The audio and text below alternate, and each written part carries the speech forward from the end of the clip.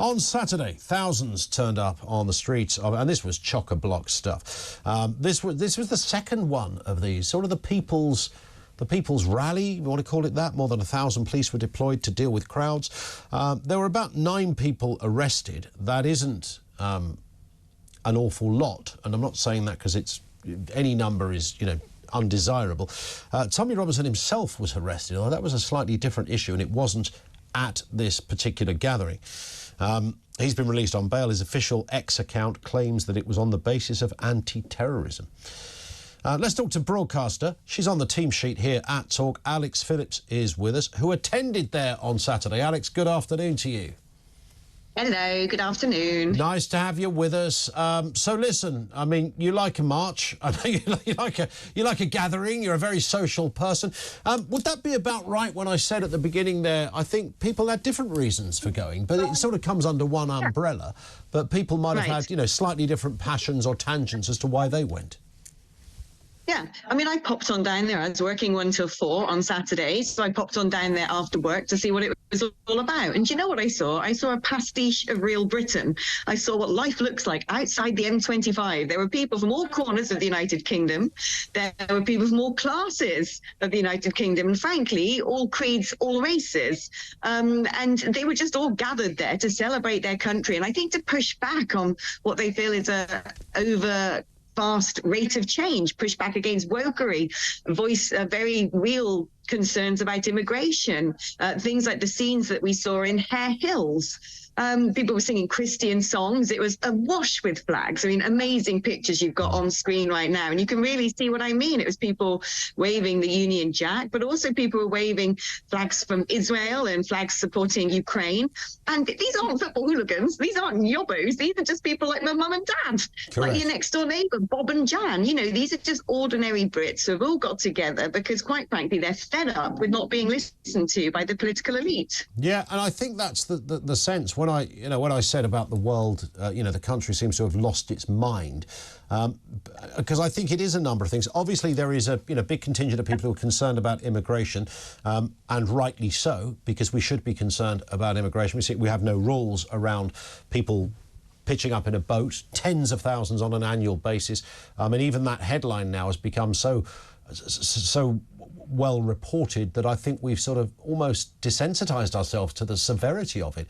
And marches or gatherings like this do a good job, I suppose, in maybe reminding people. That's just one aspect. I mentioned, for me personally, Batley Grammar School teacher, the kid that scuffed the Quran, and they almost, convened a Sharia court to deal with the poor child afterwards. And things like that, the woke, the trans arguments, all of these things, public and the right to free speech on universities, which is now in danger because of the Labour government are putting that sort of thing on hold as well.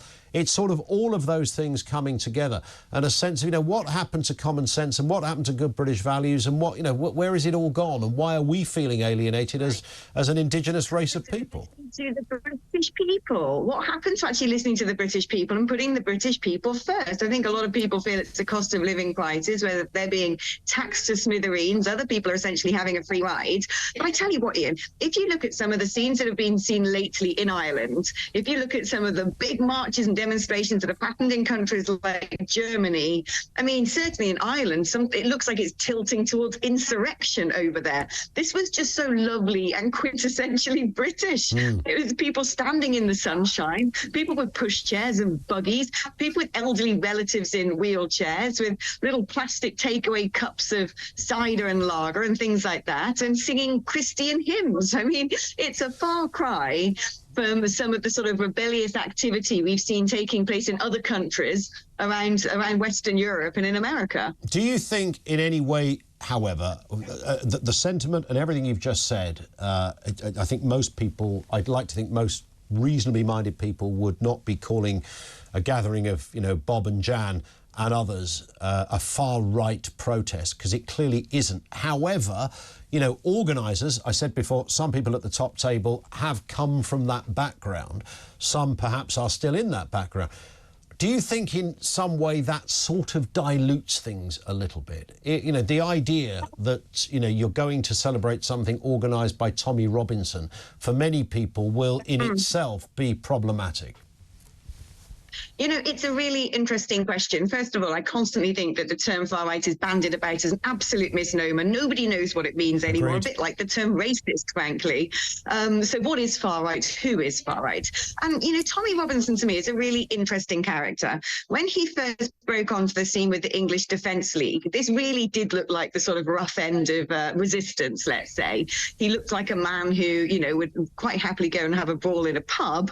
And, you know, when all this followers amassed and marched on the streets as the English Defence League, it certainly had that scent of being a bit spicy. But I think, you know, he even calls himself the new version of Tommy Robinson now. And I think that there's something in that. There's some credit in that.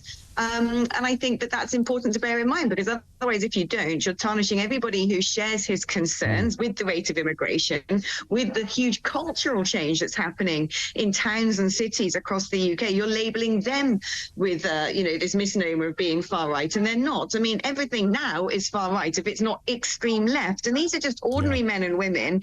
And to his credit, Tommy Robinson started voicing the problem about people being concerned with the impact of Islamification far before anybody else. He did that, okay? And he took the rap for doing that. Did he do it with nuance and delicacy? Perhaps not. You know, he was young.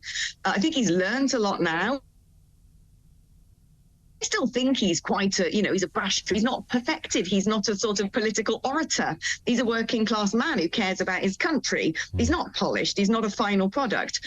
And I don't think we need to sort of point too many fingers and say, oh, you should have used this term or you should have used that term.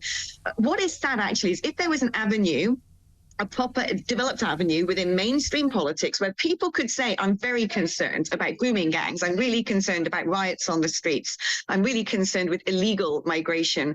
I'm really concerned with the safety of women on our streets. I'm really concerned with, you know, the list goes on and on. If there was a mainstream political party actually reflecting those views, there wouldn't need to be a load of people gathered in Trafalgar Square. The fact of the matter is these people aren't being listened to. And the only person really trying to do something, it seems to me right now, is Tommy Robinson. I think that's going to change politically with Reform UK now in the Palace of Westminster. I think this is a conversation they'll be very prepared to have. But it's been completely lacking from the national discussion for a long time because we weren't allowed to talk about it. And I hope that at least one thing that might come out of that gathering on Saturday is that the people just down the road on those green benches realise that we are demanding that they listen. And the last time I looked, Alex, there is nothing wrong with that. It is a democracy. Thank you to Alex. I think your line just froze at the end as well, Alex, but we got everything there. Alex, of course, is on the team sheet here at Talk.